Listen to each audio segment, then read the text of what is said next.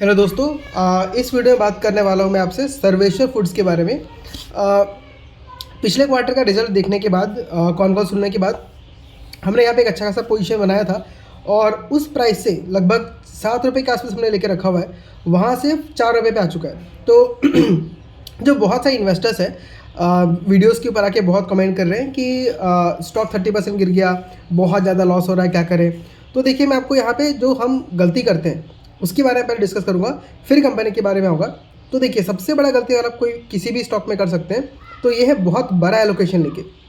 मान लीजिए आपके पास टोटल 1 लाख रुपीज़ है, उसमें से अगर आपने मान लीजिए 30-40,000 अगर आपने सिर्फ एक कंपनी में लगा दिया, अब उसके बाद अगर वो 30% डाउन आता है जैसा कि सर्वेश्वर फूड्स में हो गया है, तो अगर आप उस वॉलेटिलिटी को हैंडल नहीं कर सकते तो बेटर वही होता है कि आप किसी भी कंपनी में मैक्स टू मैक्स 5% डालिए।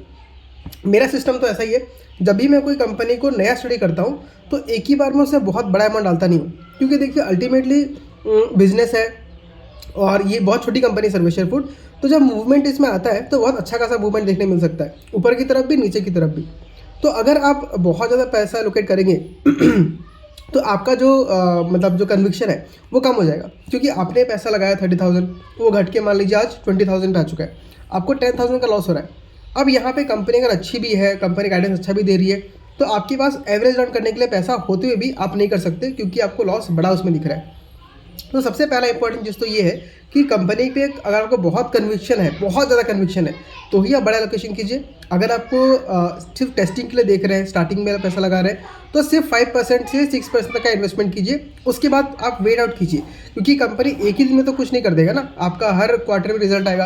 क्वार्टरली रिजल्ट को ट्रैक कीजिए, अगर उसमें इम्प्रूवमेंट दिखता है तब आपको उसमें एलोकेशन को बढ़ाना है। अब सर्वेश्वर फूड्स का अगर मैं देखूँ तो उसने Q2 का रिजल्ट अगर देखूँ तो Q1Q बेसिस पे 30% से ग्रो किया है और YoY बेसिस पे उसने 60% से ग्रो किया है। तो बहुत अच्छा ग्रोथ का नंबर है। ये कंपनी चावल बेचती है, बासमती चावल, और अभी कंपनी ये गाइड कर रही है कि हम आगे जाके जो जम्मू कश्मीर में जो आपका वॉलनट्स होता है, अखरोट होता है, फिर आपका केसर होता है और भी कुछ कुछ जो स्पाइसेस है वो सब वो बेचना स्टार्ट करेंगे।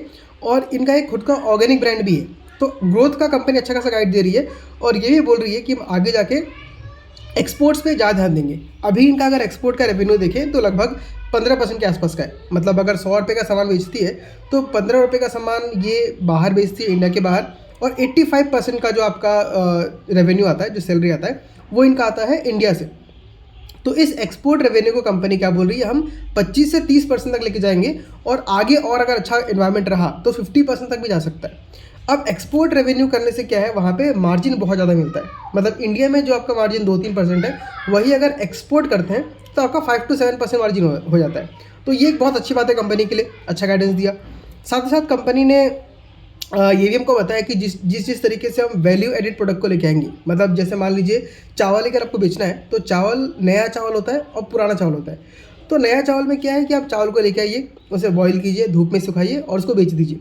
तो ऐसे बॉयल चावल का जो मतलब डिमांड होता है, डिमांड तो नहीं बोलूँगा, बट जो प्राइसिंग होता है उसमें प्राइसिंग बहुत ज़्यादा नहीं मिल पाता है, क्योंकि उसमें एजिंग नहीं हुआ।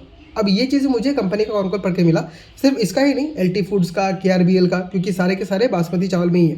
तो एजिंग जितना कम चावल का करेंगे उतना उसका डिमांड बढ़ता है, प्रीमियम उसके ऊपर आता है। तो ये करके कंपनी वैल्यू एडिड प्रोडक्ट बना के बेच रही है। तो कंपनी का अगर मैं गाइडेंस देखूं और परफॉर्मेंस देखूं तो दोनों कंपनी का बहुत अच्छा है। बट अब यहाँ पे क्या हो रहा है, स्टॉक आपका नीचे आ गया। तो स्टॉक जब भी नीचे आता है तो उसके ऊपर हमारा कंट्रोल नहीं है। हमारा कंट्रोल किसके ऊपर है, कंपनी का बिजनेस को स्टडी करना, कंपनी के प्रॉफिट्स को देखना, कंपनी का गाइडेंस को देखना। वो अगर अच्छा है तो हमको धीरे धीरे कंपनी के पैसा को ऐड करते रहना है। अब यहाँ पे कंपनी देखिए एक राइट इशू भी लेके आया, मतलब वो अपने इन्वेस्टर्स को ही उन्होंने पैसा उठाया सस्ते दाम पे, ताकि अच्छे से और ग्रोथ कर सके। तो अब यहाँ बात आता है कि 30% डालने के बाद हम क्या करें। तो एज ए इन्वेस्टर अगर आपकी कंपनी में कोई दिक्कत नहीं है तो आप भले ही उसमें फर्दर पैसा ऐड मत कीजिए, वो मेरा कॉल नहीं है, बट उसमें आपको निकल नहीं जाना है, क्योंकि कंपनी में कुछ दिक्कत नहीं दिख रहा है। आपको बिजनेस से तभी निकलना है जब आपको कंपनी के बिजनेस में कुछ प्रॉब्लम दिखाई दे। अब अगर मैं कंपेयर करके देखूँ फिर से, तो LT फूड्स और KRBL दोनों का ही ग्रोथ लगभग 20% के आसपास का है। और मेरे ख्याल से LT फूड्स या किसी का, मैं भूल रहा हूँ, किसी का तो सेल्स डीग्रो हुआ है अगर पिछले साल से देखें तो भी, और क्वार्टर बेसिस पे देखें तो भी। बट यहाँ पे सर्वेश्वर फूड्स आपका 30% से ग्रोथ दिखा रहा है, 60% से ग्रोथ दिखा रहा है। तो बेटर क्या बनता है कि हम लोग इसी कंपनी में टिके रहे। और क्योंकि कंपनी बहुत ही छोटा है, आपका 1000 करोड़ भी नहीं है, 400-500 करोड़ की कंपनी है, तो जब इसमें इन्वेस्टर्स का क्या बोलते हैं नज़र पड़ेगा तो काफ़ी अच्छा खासा ग्रो कर सकता है। और छोटी कंपनी में क्या होता है, लिक्विडिटी बहुत कम होता है। मतलब मान लीजिए आपका जो सेलिंग बाइंग हो रहा है बहुत कम होता है, तो उसके वजह से स्टॉक ऊपर भागता है तो बहुत ऊपर भागता है, और जब नीचे गिरता है तो बहुत नीचे गिर जाता है। तो सर्वेश्वर फूड्स में बिजनेस में कोई दिक्कत नहीं है, मैं तो उसको होल्ड कर रहा हूँ। अब आपको इसमें होल्ड करना है कि सेल करना है, उसका गाइडेंस तो मैं नहीं दूंगा, वो आप खुद देखिए, क्योंकि मैं रिकमेंडेशन नहीं दे सकता। बट मेरे अकॉर्डिंग कंपनी काफ़ी ठीक है, और फिलहाल मैं इसमें नया पैसा ऐड नहीं कर रहा हूँ। बट अगले क्वार्टर में देखता हूँ मैनेजमेंट कैसा गाइड करती है, अगर परफॉर्मेंस अच्छा दिखता है तो आराम से उसमें ऐड कर सकते हैं। तो ये था सर्वेश्वर फूड्स के बारे में। आई होप आपको ये वीडियो अच्छा लगा होगा। अगर इन्फॉर्मेशन अच्छा लगा तो इसको लाइक कीजिए और चैनल को सब्सक्राइब कीजिए।